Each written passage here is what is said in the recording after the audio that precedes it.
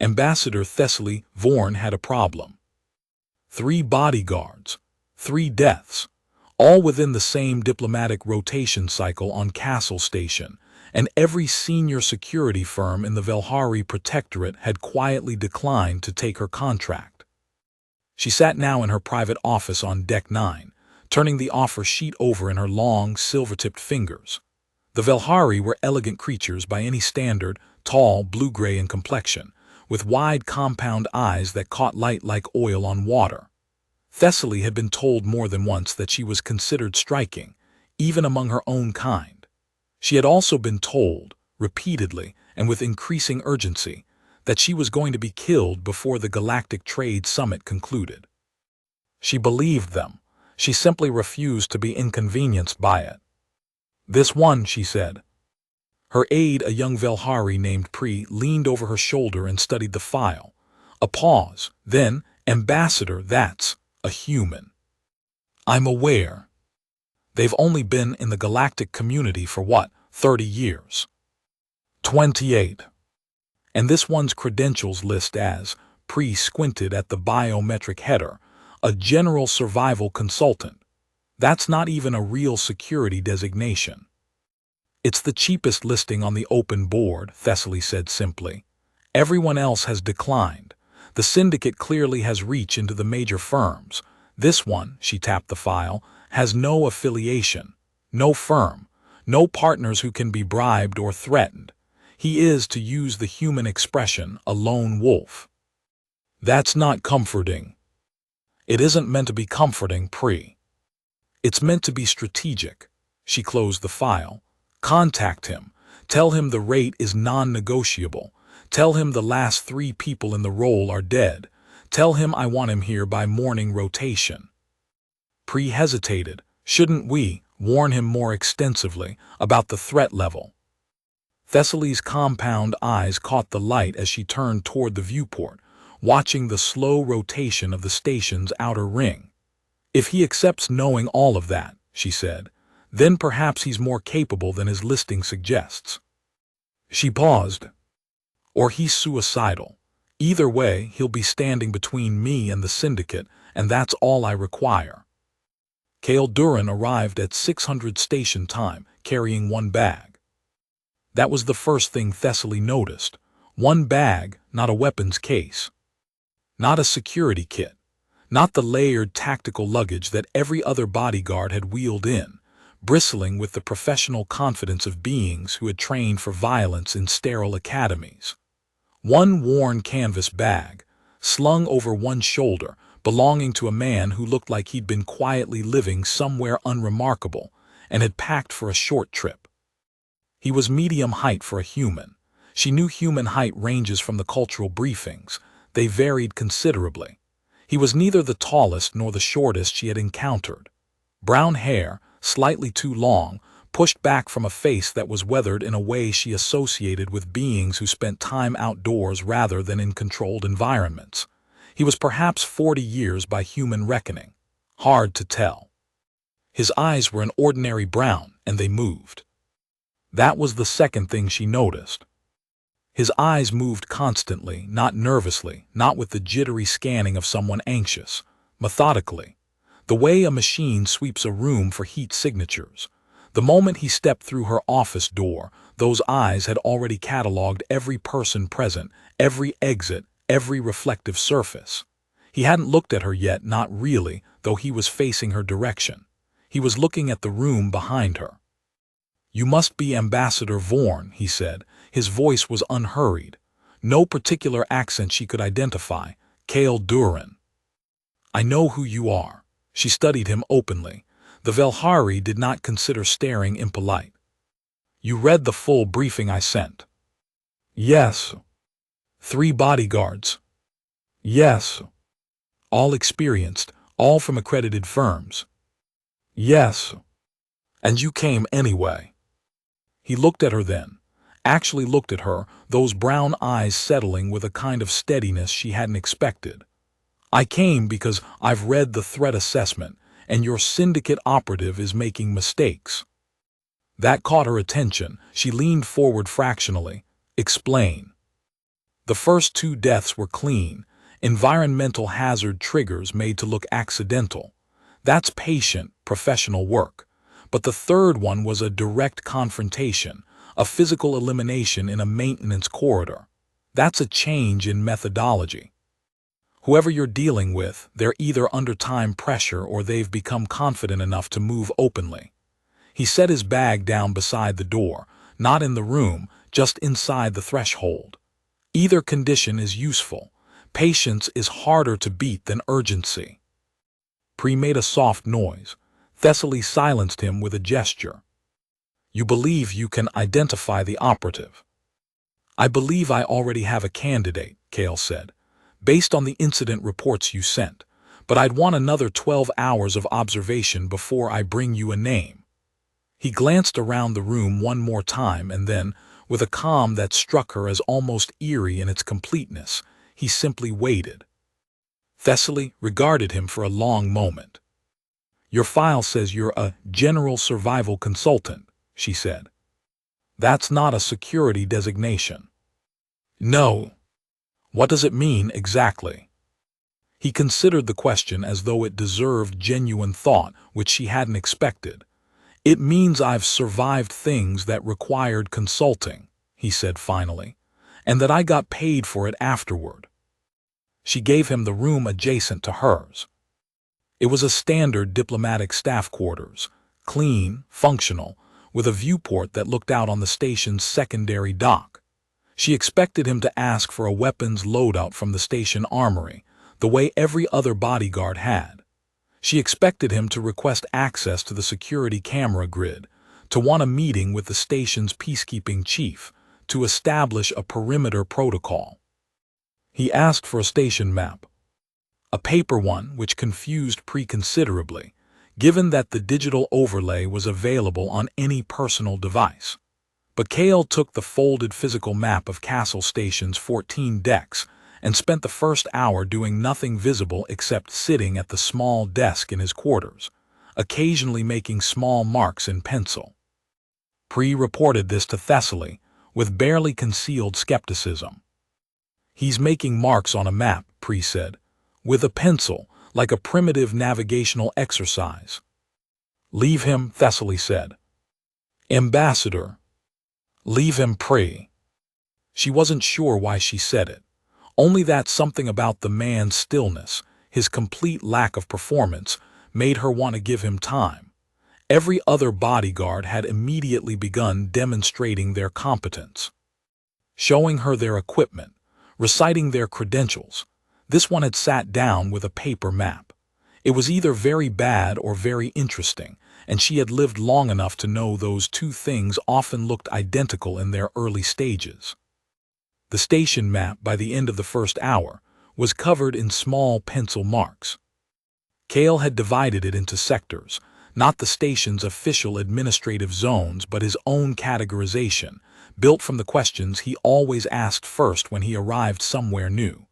Where does the air come from? Where does it go? Where can a being move between levels without appearing on primary surveillance? Where are the choke points? Where are the redundancies in the infrastructure that an operative could exploit if they wanted to create a controlled incident? Castle Station was a Class 7 diplomatic hub, which meant it had been designed with security in mind, but security design and security execution were rarely the same thing. The designers thought about entry points. They thought about perimeter integrity. They thought about direct approaches to high-value individuals. They did not, typically, think about the atmospheric relay system on Deck 12, or the fact that the junction access hatch in the secondary maintenance corridor had a lock rated for basic stock restriction, not for a determined professional with 40 seconds and the right tool. He folded the map and put it in his pocket and went for a walk. This was not what Thessaly's staff expected. Pre, who had clearly been tasked with observing him without being obvious about it, followed him out of the residential deck with the expression of someone trying to decide if they were witnessing something significant or something embarrassing. Kale paid the young aide no particular attention. He walked the way he always walked in a new environment, at a pace that looked purposeful enough not to attract attention, with his eyes moving the way they always moved. He walked Deck 9 first, the diplomatic residential tier, then 8, the service and support level. Then he took an access stairwell, not a lift, because lifts were single points of failure, a lesson that had been deeply embedded in him at an age when most galactic beings of his generation were still in structured education, down to Deck 12. The maintenance hub on Deck 12 smelled like circulated air and machine oil, the universal language of infrastructure. He'd worked in places that smelled like this since he was 19. You learned the smell, the sound, the feel of a space under stress versus a space that was operating normally. He walked the main corridor twice, noting the atmospheric relay intake vents, the junction access hatches, the lighting coverage, the intervals between surveillance nodes. He noted where the shadows fell and how long they were. On the second pass, he stopped at Junction 4. The hatch lock here was, as he'd noted from the map, rated basic. But he looked at the actual hardware, not the documentation, because documentation and hardware were also rarely the same thing. The actual hardware was marginally better than the documentation suggested. It had been replaced sometime in the last 6 months, and the replacement was a slightly higher grade model than the original spec called for. The station maintenance team had done someone a small favor, perhaps without knowing it. A slightly better lock meant the hatch appeared secure to a casual check, but could still be defeated by someone with the right equipment, and the presence of the upgraded lock would make any investigator assume they were looking at an untouched barrier. He stood there for a moment in the corridor.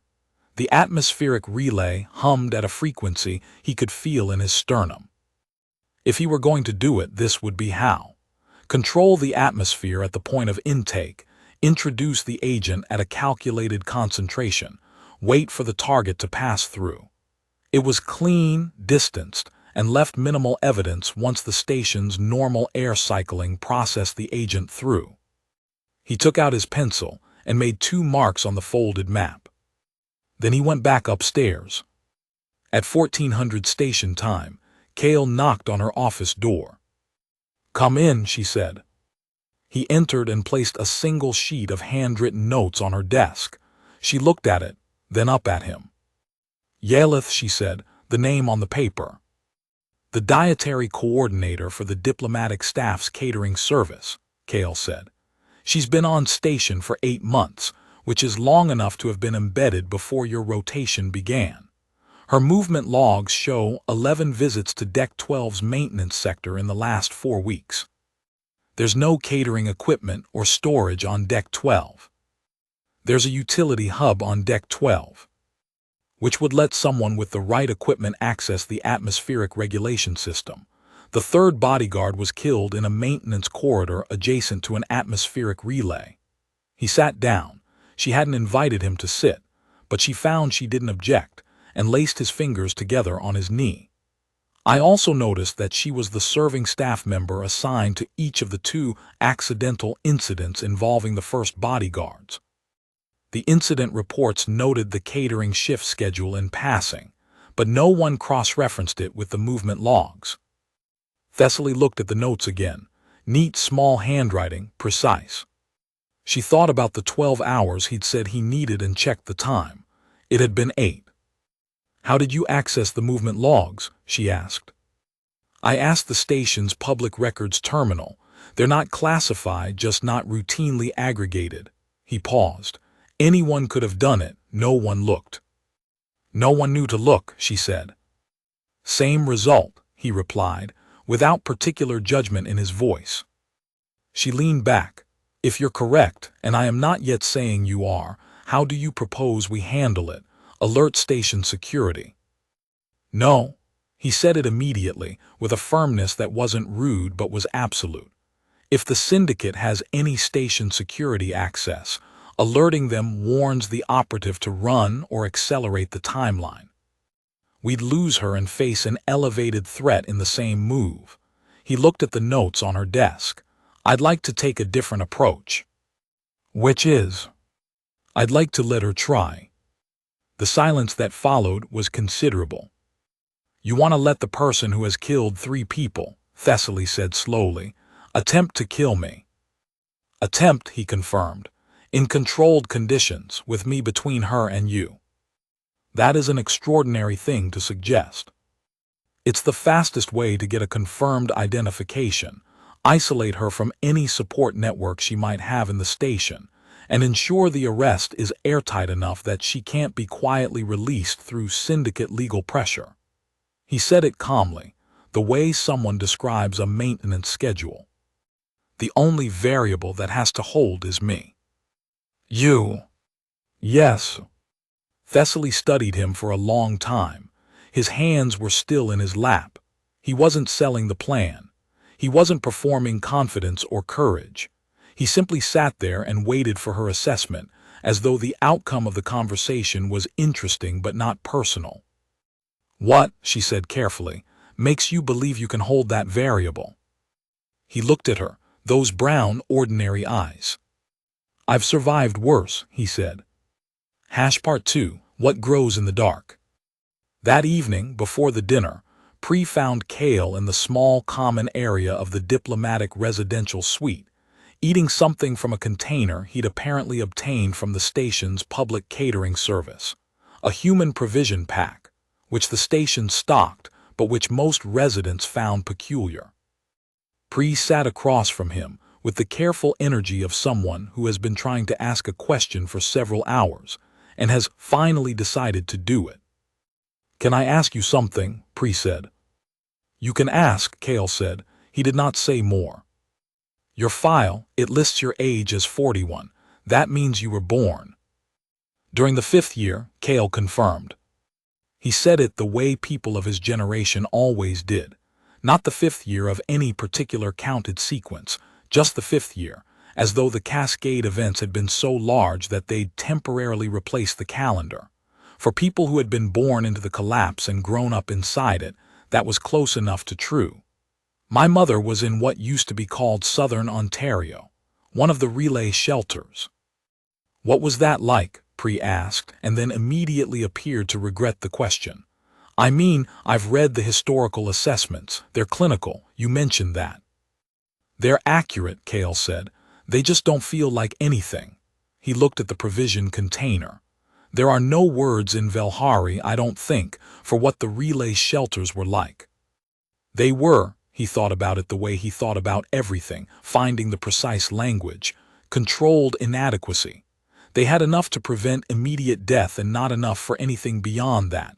Enough heat, enough food barely, enough clean water if you were careful with it, medical care for survivable conditions, not enough for the things that weren't survivable. "You lost people." "Everyone did." He ate for a moment. "My mother lost 2 children before me. My father came from the Eastern Network after the second thaw. That's when the overland routes started reopening. They met in a shelter registration line." He looked at nothing in particular. By the standards of the time, that was an excellent outcome. Most families were separated much further than that. Pri was quiet. "The thing the assessments don't capture," Kale said, "is how ordinary it became. After a certain point, the conditions were simply the conditions. You adapted. You structured your expectations around what was available. You watched the adults in your environment for information about how to behave, because survival behavior is learned, not innate, and the people who had survived the first years had made selections about how to think and move and prioritize that the later generations absorbed." He set the container aside. "I was lucky. My trainer was exceptional." "The woman you mentioned, Sira Okonkwo." "Yes." Something happened in his face again, that specific warmth. "She found me when I was about 14. She was running a preparedness circuit through the relay shelter network. The Reconstruction Authority had started formalizing training by then, trying to capture the knowledge that the first-wave survivors had and transfer it to the generation that was going to have to rebuild." He paused. "She told me I had good instincts but poor methodology, that I was watching the right things but hadn't learned to organize what I was seeing." He looked at Pri. "She spent 4 years fixing that." Pri considered him for a moment. Is that what you were doing this afternoon, when you walked deck 12? Cale looked at the young aide with something that might have been reassessment. You know about that. I followed you, or tried to. You walk faster than you look like you're walking. Pre paused. You went to Junction 4 specifically. You stood there. Yes. Why? Because that's where I'd do it, Cale said simply. If I were the operative, that's the approach I'd use. And if that's where I'd do it, that's where she's going to try to do it. He met Pre's eyes. The key insight Sierra taught me, the one that sits under everything else, is that you don't predict what someone will do. You figure out what the environment offers. The environment offers one clean approach, one patient, professional, low-evidence approach. If she's as good as her record says, she'll use the best available approach. He paused. And now I know what it is. Pre looked at him for a long moment, with the expression of someone revising an assessment. I told the ambassador the plan was a bad idea, Pre said quietly. I heard, Cale said. It was a reasonable conclusion given what you knew. What did you know that I didn't? Cale thought about it. That I've survived worse, he said. And then, because Pre deserved a real answer, and that 3 hours in a dark corridor waiting for someone to make a predictable mistake is not worse, not by the standards I was trained to. She agreed. She wasn't entirely sure why. The logical, careful, politically minded part of her said it was because the alternative was another round of waiting, another bodyguard brought in, another cat-and-mouse game with an operative who was apparently good enough to have killed 3 professionals. The part of her that had survived 30 years in Velhari politics and had not done so by ignoring her instincts said something different. It said the human sitting across from her had a quality she couldn't name precisely, but recognized as dangerous in a very specific way. Not the obvious danger of a trained combatant, something older than that. She approved the plan and spent the remainder of the afternoon allowing Cale to arrange things to his satisfaction. He was very quiet about it. He didn't requisition anything from the armory. He didn't rearrange her office furniture into a tactical configuration. He did, at one point, ask Pre for a simple toolkit from the maintenance supply closet, the kind available to any station resident for minor repairs, and Pre had brought it looking baffled. What do you need that for? Pre asked. Contingencies, Cale said. He didn't elaborate. On the station's public record, Ambassador Thessaly Vorn attended a working dinner that evening in the station's diplomatic tier, a social function between herself, 2 Velhari trade delegates, and a Corsian shipping magnate. She attended, visibly, with no bodyguard. This was itself unusual enough to be noticed by anyone watching her schedule. Cale was not at the dinner. He was in the access corridor behind the kitchen. He had explained his reasoning with characteristic economy. Whoever the operative was, they would note the absence of a new bodyguard with interest. The ambassador appearing unguarded would present an opportunity too significant to pass up. The working dinner's scheduled end time was 2100 station time, and the walk back to the diplomatic tier residential deck always took the same route, a 2-minute corridor section with limited surveillance coverage and 2 access junctions. He'd stood in that corridor for 3 hours before the dinner concluded. 3 hours of standing still. This was not, in Cale's experience, unusual. He had waited longer than 3 hours in conditions considerably less pleasant than a clean station corridor. He'd once waited 14 hours in a drainage culvert on Earth during what the survivors called the Fourth Winter, the period after the Cascade events, when the Northern Hemisphere's agricultural network had failed completely, and the things that had survived alongside humanity had grown bold and numerous and hungry. 14 hours in a drainage culvert in sub-zero temperatures, barely moving, barely breathing, because movement was noise and noise was death. 3 hours in a climate-controlled corridor was nothing. He was aware of every sound the station made, the deep harmonic hum of the magnetic rotation bearings, the intermittent whisper of atmospheric cycling, The occasional footstep from the deck above transmitted through the structure as a subtle vibration against his boots. He had spent enough time in damaged, failing, strange, and hostile environments that silence was never actually silent to him. Silence was full of information, and the information it carried right now was, nothing is moving that shouldn't be. Until at 2043 station time, something did. He heard it as a change in air pressure, very slight, consistent with a door opening at the far end of the corridor junction, not the main kitchen entrance. The maintenance hatch to the left of the atmospheric relay, which shouldn't have been opened at this hour. He didn't move. He listened to the footsteps, light, deliberate, spacing consistent with someone who was trained to move quietly and was doing so with care. He heard the soft click of a device being activated, probably the same type of targeted atmospheric injector that had killed the first two bodyguards, introduced into the ventilation return at the section's intake. He was already wearing the filter mask he'd built from the maintenance kit. It had taken him 40 minutes that afternoon. It looked like nothing at all. It sat flat against his lower face and would be invisible in the corridor's dim ambient light. He waited. He heard the operative move into position 30 meters ahead, at the corridor's midpoint, exactly where a being approaching from the dinner direction would have to pass. He let another 3 minutes pass. Then he turned on the light. Not a dramatic flood of illumination. A single maintenance work light, the kind mounted on a flexible arm that any station tech might use. It lit the corridor in a cone of yellowish white, and in that cone, clearly visible and caught completely off position, because she had been looking toward the far end of the corridor, not the near one, stood Yalith, the dietary coordinator. She was taurish, slender, four-limbed, her pale skin flushed with the cold tones of a being who had just experienced significant adrenaline. She was holding something in her upper right hand that Kale clocked as a pressure-release atmospheric device. Professional grade. She was also fast.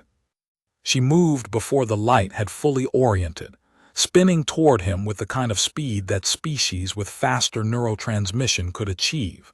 It was one of the genuine disadvantages of going up against non-human operatives, and Kale had calculated for it. She raised the device. He had already moved. Not fast, exactly. Not by the standards of a Taurash or a Velhari reflex response. He'd had this conversation with himself many times over the years. He wasn't the quickest thing in any given room anymore, and he never had been. What he had was economy of motion, developed over years of situations in which spending any energy inefficiently could be the thing that killed him.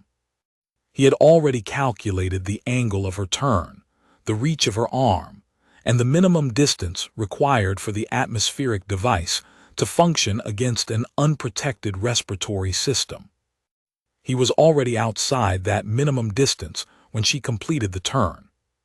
He came from her left, the side of the arm not holding the device, and the next 40 seconds were quiet and businesslike, though not simple.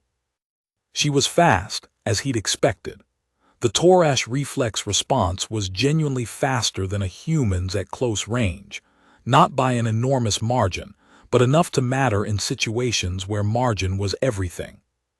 She pivoted and brought the device to bear before he had closed the full distance, and he had to adjust. Not the straight approach he'd planned, but a lateral drop, letting the device's arc pass over him as he came in low and then up, using her overextension against her. She recovered well, better than he'd expected, which was a mark in her favor professionally. She brought her lower arms in. Taurash had 4 limbs, 2 primary and 2 secondary, and used the secondary ones to grapple rather than complete the device activation, which told him she was a trained close combat operative as well as a tools specialist. She was trying to reset the range. He didn't let her reset the range. The thing about close combat training in a galactic context was that most of it was built on assumptions about what an opponent would do, assumptions derived from how species with consistent physiologies typically responded to pain signals, to leverage, to the particular mechanical disadvantages created by a joint lock. Those assumptions held when you were fighting beings who trained in the same paradigm. They didn't hold when you were fighting something trained entirely differently. Kale had been trained by a woman who had spent 4 years keeping 800 people alive by improvising every solution from available materials, and who had accordingly taught the humans in her care to fight not by style but by outcome. There was no aesthetic to it. There was only the fastest path from opponent capable of completing the task to opponent incapable of completing the task, achieved with minimum energy expenditure. Yaleth found herself restrained by someone who was considerably less elegant about it than any trained operative she'd encountered, and also considerably more effective. And those two things were usually mutually exclusive, and in this case were not. The result, after 40 seconds, was Yaleth on the floor, restrained with cable ties from the maintenance kit, the atmospheric device sealed inside a containment bag he'd brought for exactly that purpose, and Kale crouched beside her with his forearms resting on his knees, breathing slightly harder than he had been. "You're going to be okay," he told her, because she'd hit the floor hard and he believed in accurate information even when the other party was a professional assassin. "Nothing's broken. Stay still." She stared at him with wide, dark eyes. "You were waiting," she said. Her voice was slightly strained from the restraints. "You were waiting for me." "I was." The ambassador wasn't in the corridor. No. She was never going to be in the corridor. "No," he considered. "I needed you to commit fully to the approach so we'd have a clear record. The station surveillance picked up your entry through the maintenance hatch, the device activation, the whole sequence. There's no ambiguity in the record." She processed this. The Torash were methodical beings. She was recalculating, he could see it, running the situation against her parameters. Finally, she looked at him with something that he was fairly sure was professional assessment rather than fear. "You're not security," she said. "You're not trained security. I've identified every bodyguard type the Velhari use and you don't match any profile." "No," he agreed. "What are you?" He stood up. His knees made a small sound. He ignored it. "I'm a survivor," he said. "Call it whatever you like after that." He opened the channel to Pri, who had been waiting in the ambassador's office with station security standing by. "Send them now," he said. "Deck 8, Secondary Maintenance Corridor, Junction 4. Then he stood and waited, in the quiet, in the dark, the way he had waited for a great many things in his life, while the station security team made their way to take custody of the syndicate plant. Part 3, What Humans Carry. After station security took Yaleth into custody, which took longer than it should have, because the first security officer on scene had assumed Kale was the detained party until Yaleth, who was nothing if not professionally precise, clarified the situation. Kale walked back to his quarters alone. He sat on the edge of the bed for a while. This was something he did after high-stress situations, not because he'd been instructed to, but because he'd found, over years of situations that qualified, that the body needed time to complete the transition. The stress response was a useful mechanism. It had kept him and people around him alive more times than he could easily count. But it had a come-down, and ignoring the come-down was how you ended up making errors in the next situation, because you were still operating on the chemistry of the last one. He sat, and he let his hands rest on his knees, and he breathed at a deliberate pace, and he thought about the corridor. He thought about Yaleth. Professional operative, decade of experience, already 4 seconds into a clean atmospheric delivery before she'd heard him activate the work light. If he'd been a second slower getting the mask on, if he'd miscalculated the device's minimum effective range by half a meter, if she'd been positioned closer to the junction, and he'd had 2 meters less room to work his approach. The margins were what they were. You calculated them accurately, you prepared accordingly, and the ones that fell outside your calculation were the ones that ended the conversation. He had been at this long enough to understand that you did not dwell on the margins that had nearly caught you. You acknowledged them, you extracted any lessons they contained, and you moved on. The lesson here was, she had been better than her pattern suggested. The third bodyguard's death, the open confrontation in the maintenance corridor, had felt like a loss of discipline, of patience, in the threat assessment he'd done. It had read like an operative under pressure abandoning elegant solutions for direct ones. But in the corridor tonight, she had been controlled and adaptable. The open confrontation with the third bodyguard might have been deliberate, a feint, making the threat assessment read less accurate than she was. He filed that. He would tell Thessaly in the morning that the syndicate's operatives were more sophisticated than the behavioral record suggested. He would also tell her that this did not change his assessment of their general vulnerability. Sophisticated operatives still made the mistake of assuming that the target's defensive capability could be profiled from available data. If you couldn't profile the defender, you couldn't build an airtight approach. He thought about Sira. She had told him once, after a training session in which he'd been particularly stubborn about acknowledging that he'd made an error, the ones who survive longest aren't the ones who don't make mistakes. They're the ones who know immediately when they've made one. That's the difference. Other people argue with their mistakes. You have to learn to recognize them the second they happen and correct before the situation does it for you. He'd asked her what the most common mistake was. Thinking you know more than you do, she'd said, about the environment, about the opponent, about yourself. Knowledge is useful. Overconfidence in knowledge is fatal. He'd been 20 at the time. He'd thought he understood what she meant. It had taken another decade and a half and a galaxy's worth of strange corridors and unexpected situations to understand it fully. That even careful analysis was a model of reality, not reality itself, and that the model was always incomplete, and that you had to hold your conclusions with enough confidence to act on them, and enough humility to revise them in the same moment. He'd held the revision ready in the corridor tonight.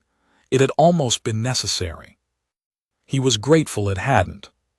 He lay back on the bed and looked at the station's standard-issue ceiling for a few minutes, and then, because exhaustion had its own intelligence and he'd learned to listen to it, he slept. Thessaly came to see him afterward. She came alone, which he noted, and she came to his quarters rather than summoning him to her office, which he also noted. He had been sitting at the small desk with a cup of tea. The station's provision system carried several human variants, a concession to the increasing human population in the outer ring, and he let her in when she knocked. She looked at him for a moment without speaking. "I'll accept that the plan worked," she said finally. She sat down in the room's other chair without being invited to, which he found consistent with her general approach. "I'd like to understand something, however. If I can answer it." Yalith is a trained syndicate operative. Her record, which station security pulled in the last hour, indicates she's been active for nearly a decade. She successfully eliminated 7 protection targets in that time. Thessaly's compound eyes held his steadily. "You put yourself in a corridor with her and walked away without anything beyond a bruised elbow." She glanced at where he'd rolled up his sleeve earlier and then back at his face. "I want to understand what that means." Cale thought about how to answer it. He thought about it the way he approached most things, not in terms of what sounded best, but in terms of what was accurate. "It means I've been in a lot of situations where the other party was faster or stronger or better equipped than I was," he said, "and I had to find ways to be in positions where those advantages didn't matter." "That sounds like a description of strategy." "It's a description of necessity," he said. "There's a difference." She was quiet for a moment. Then, "Your file says you're from Earth." "Yes. And that you're part of what they call the collapse generation." She said the words carefully, as though reading them from a document, which she probably was from memory. The Velhari had excellent recall. The cohort that lived through the Cascade events. Yes, I read something about that when the first human delegations made contact. The summary in our cultural briefings was clinical. It described a planetary extinction event that was narrowly averted. Mass die-offs across multiple ecological systems, infrastructure collapse, estimated population reduction of 60% over an 8-year period. She paused. It made it sound very distant.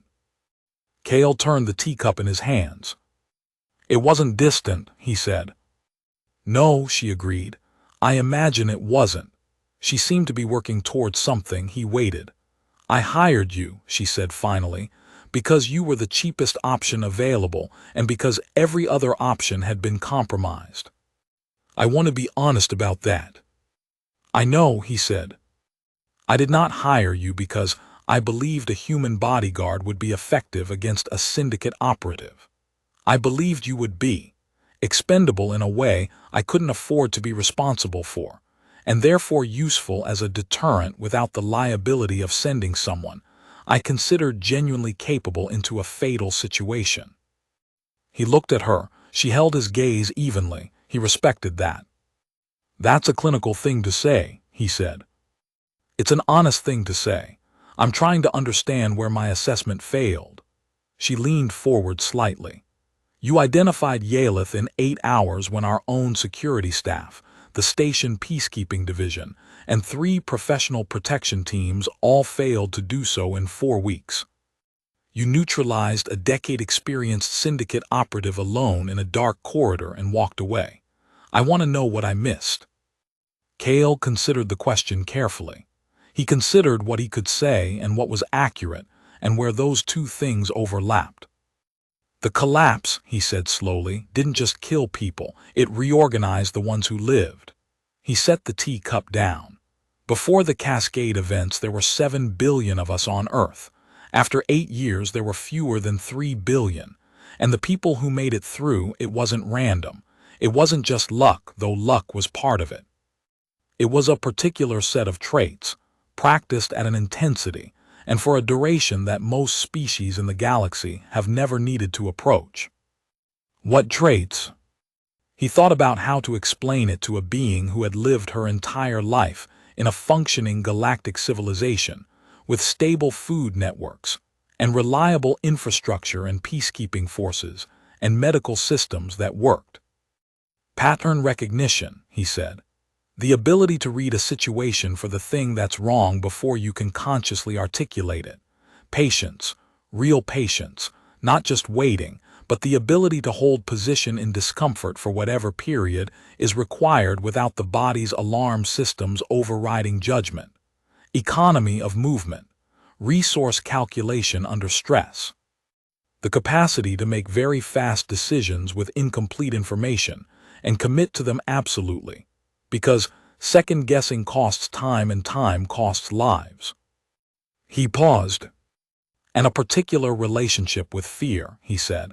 Most beings experience fear and it degrades performance.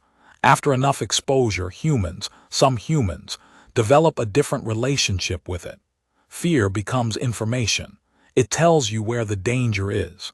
You learn to use it the way a navigator uses a compass. Thessaly was very still. You're describing, she said, a species that was shaped by catastrophe. All species are shaped by something, he said. Ours was shaped by 8 years of sustained civilizational collapse and the necessity of rebuilding while the collapse was still ongoing. He looked at the viewport, at the stars beyond the station's slow rotation. We came into the galactic community 30 years ago and most species found us, he considered the word, underwhelming. We weren't the fastest. We didn't have the most sophisticated technology at contact. We weren't the physically strongest or the most long-lived. He looked back at her. We just wouldn't stop. The collapsed generation, she said quietly. And the ones who came after, trained by the ones who survived. He picked up the tea again. My trainer was a woman named Sira Okonkwo. She'd spent 4 years in what used to be called the Niger Delta, managing a supply distribution network for about 800 people. She was 42 when contact happened, and she looked 70, and she could read a room the way you'd read a page of text. She's the one who taught me that the operative in any hostile environment is almost always doing something they think is subtle and almost always isn't, if you know what to look for. What were you looking for with Yaleth? The things that didn't fit, he said.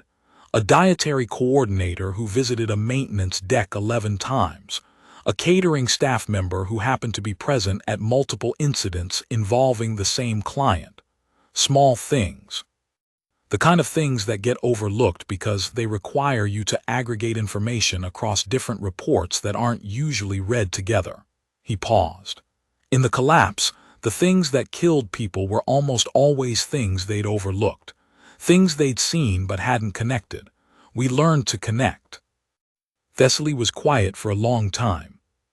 Outside the viewport, a cargo hauler drifted past on its approach to the secondary dock, its running lights blinking slow and patient in the dark.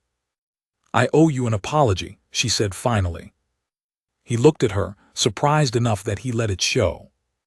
"I sent you into that corridor expecting you to die," she said. Not explicitly. I had convinced myself that the plan might work and that I was taking a calculated risk. But honestly, she met his eyes. I sent a human I had just met into a fatal situation because I thought of him as a lesser kind of being, not consciously, but it was there. Cale was quiet for a moment. "I know," he said. "I knew when you hired me. And you came anyway." "The job needed doing," he said simply, "and I could do it. What you thought of my chances wasn't really my problem." She looked at him for a long time with those wide, oil-shimmer eyes. "You are a very strange creature," she said, but she said it with something that wasn't quite the same inflection as when she'd said it in her head, he suspected, before she came to his room. "We usually are," he said. "From the outside." Part 4, after. The syndicate operative was formally charged the following morning. The case against Yaleth was, as Cale had intended, airtight. The surveillance record captured every element of her approach. The device she'd carried was matched to the same chemical signature used in the first 2 bodyguard deaths, and her movement logs to Deck 12 matched the access times for a hidden equipment cache that station security found with the coordinates Cale provided.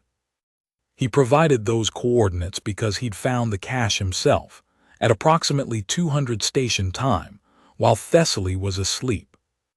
Pre asked him how he'd known where to look. The movement logs showed she always accessed Deck 12 from the same entrance, Cale said.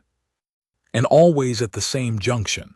It narrows the storage options considerably. He paused. It also helps that maintenance spaces on stations like this tend to follow predictable layouts.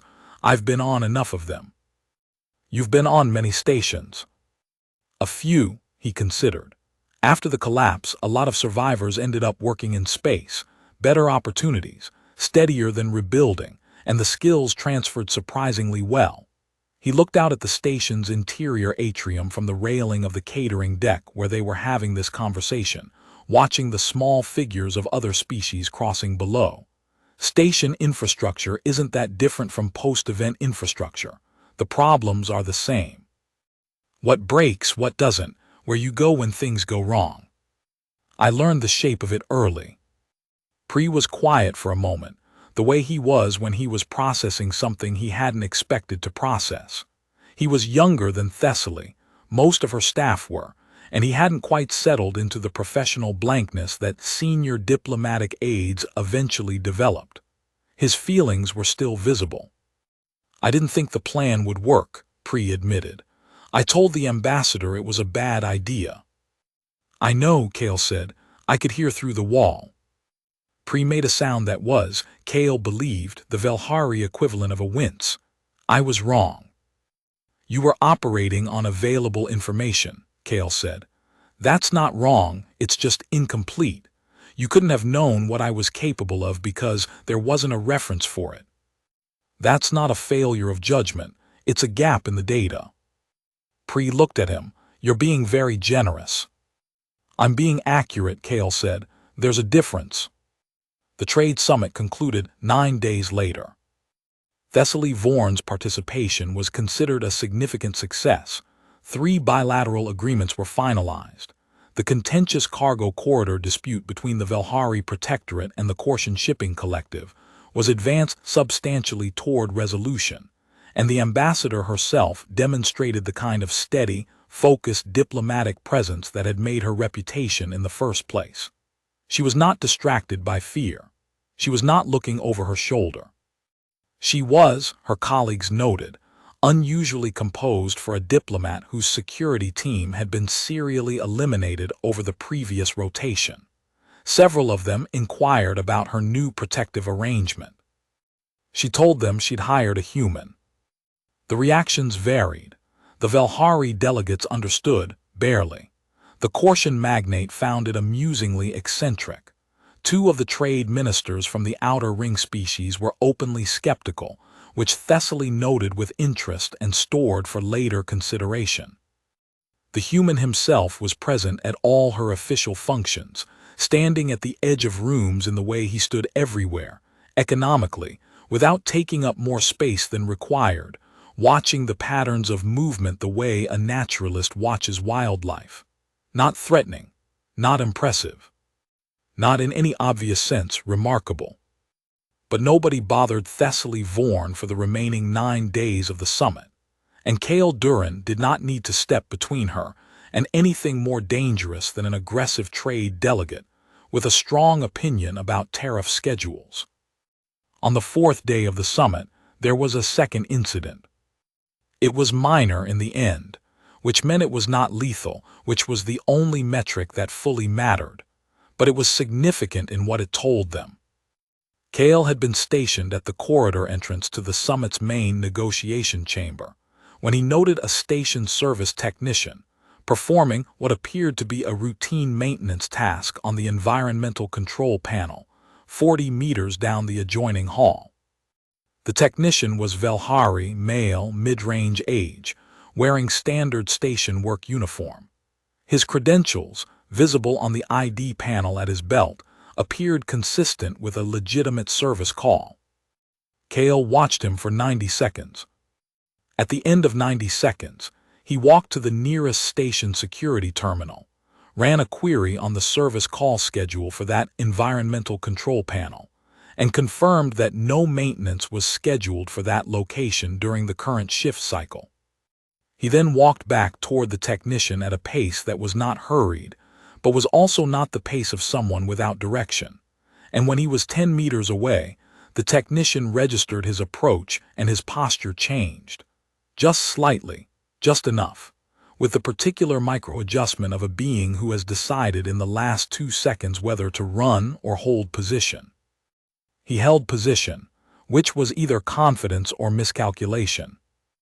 Kale stopped at a distance of 6 meters and said, conversationally and without raising his voice, "The maintenance log doesn't show a scheduled call for this panel. Do you have an urgent work order? I can have the station supervisor confirm it in about 90 seconds. The technician looked at him. "I must have the wrong panel," the technician said. His accent was precisely correct. His uniform was precisely correct. His credentials were not, quite, but you had to have spent time looking at genuine ones to notice the discrepancy. And Kale had spent the first morning of his arrival reviewing the station's official ID template in the public records system, exactly because credentials were one of the 3 most common vectors of institutional infiltration. "That's easy enough," Kale said pleasantly. "The environmental supervisor's office is on this deck. I can walk you there." The technician opted for running at that point. He made it 11 meters before Kale caught up with him.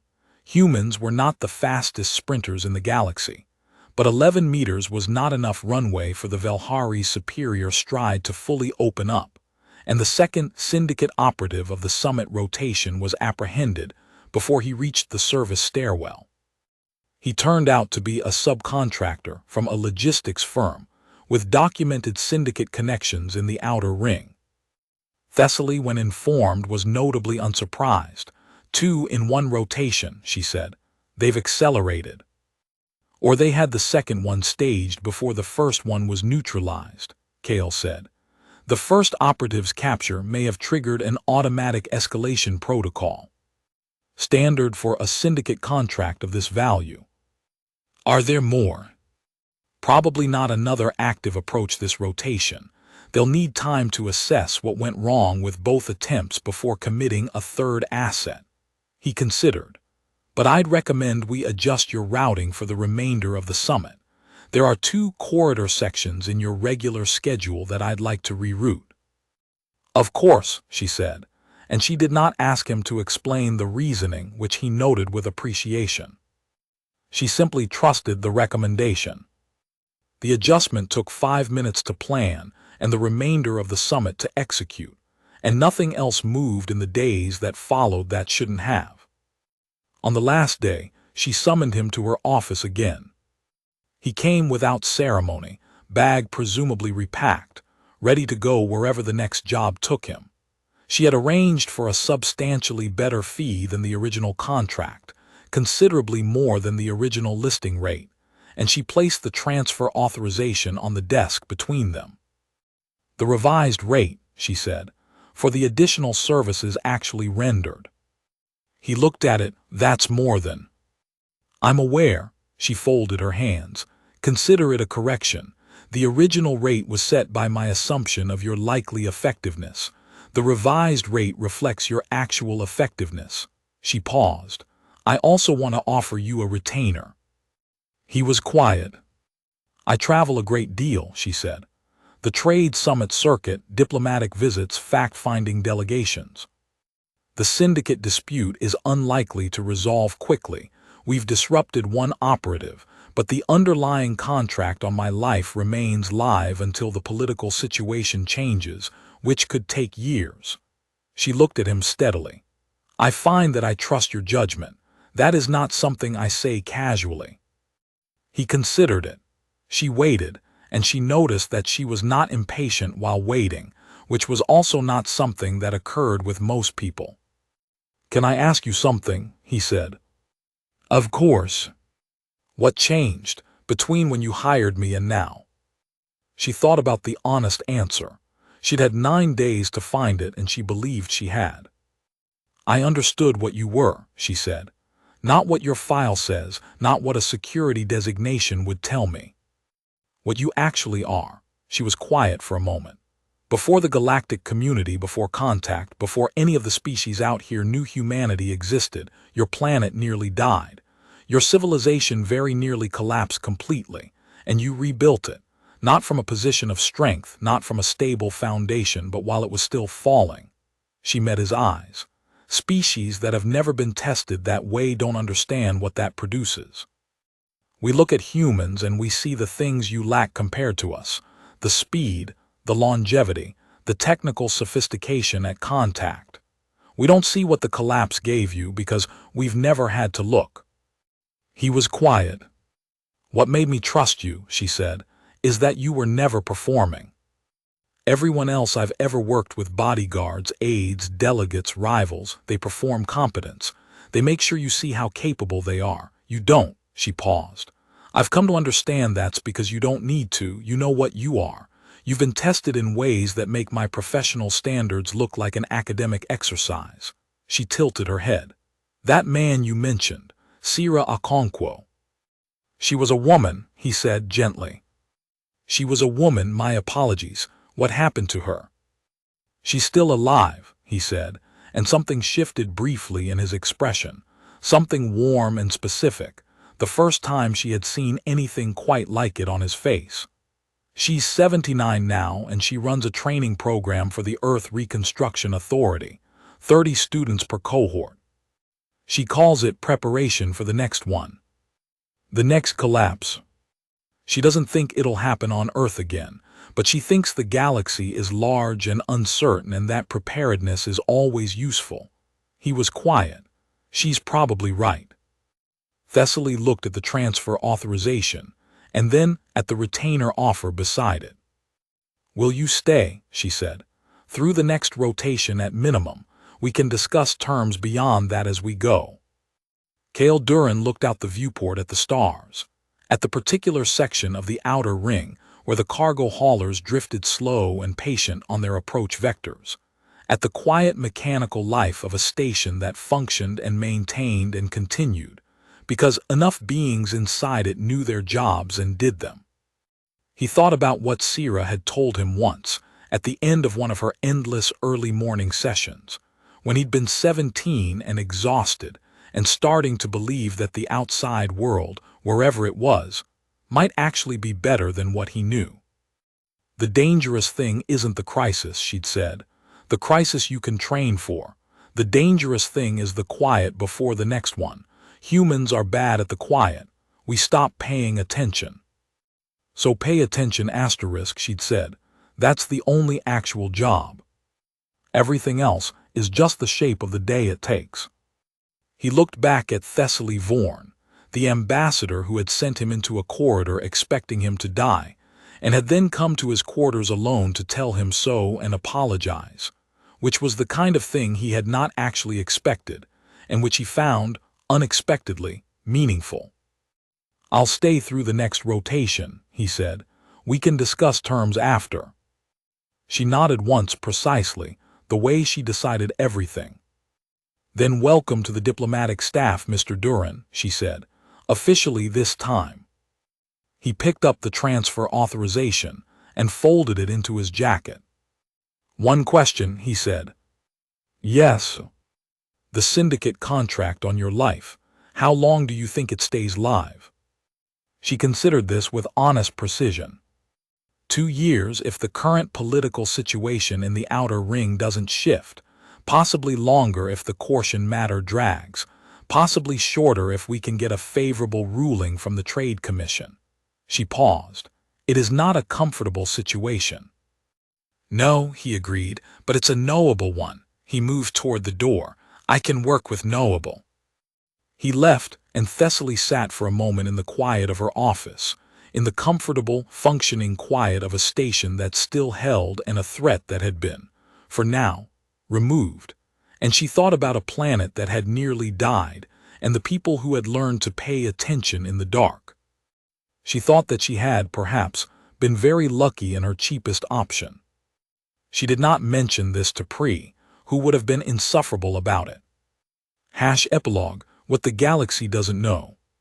3 months later, in a closed session of the Velhari Protectorate Security Council, a senior intelligence assessor presented a report on what she classified as emergent human threat capability in non-military contexts. The report cited 6 cases in the previous 18-month period in which human individuals, not military personnel, not officially trained operatives, but civilians functioning in ordinary commercial and diplomatic roles, had demonstrated what the assessor carefully described as disproportionate effectiveness in high lethality situations. In every case, the human involved had survived a situation in which survival was statistically improbable. In every case, the human's own account of their performance, when pressed for explanation, had referenced some variant of the same thing: experience. The particular, bone-deep cellular experience of a species that had been trained by catastrophe and had rebuilt itself from near nothing, and had emerged from that process with a set of capabilities that no recruitment training, no academy curriculum, no standardized testing regime had thought to measure. Because you couldn't measure it from the outside. Because from the outside, a human standing in a corridor for 3 hours in the dark, waiting for a syndicate operative to make her move, looked like nothing at all. The assessor recommended that the Protectorate revise its protocols for evaluating human personnel in security contexts. She recommended that the old metrics be abandoned. She recommended, most controversially, that Protectorate members consider what it meant to hire from a species shaped by extinction. The report was classified, but the recommendations filtered through slowly, the way these things do.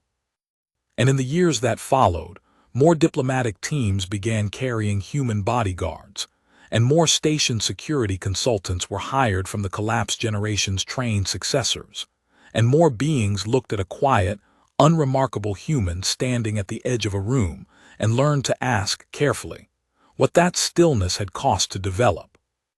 The answer usually was everything. And the follow-up always was, it was worth it. On Earth, Sira Okonkwo's 30th cohort graduated from the Reconstruction Authority's preparedness program. She was there for the ceremony, 82 years old, and moving slowly and still watching the room with eyes that never quite stopped. She had received a message from a former student the week before, from somewhere in Velhari diplomatic space, saying simply, "Still paying attention, still here."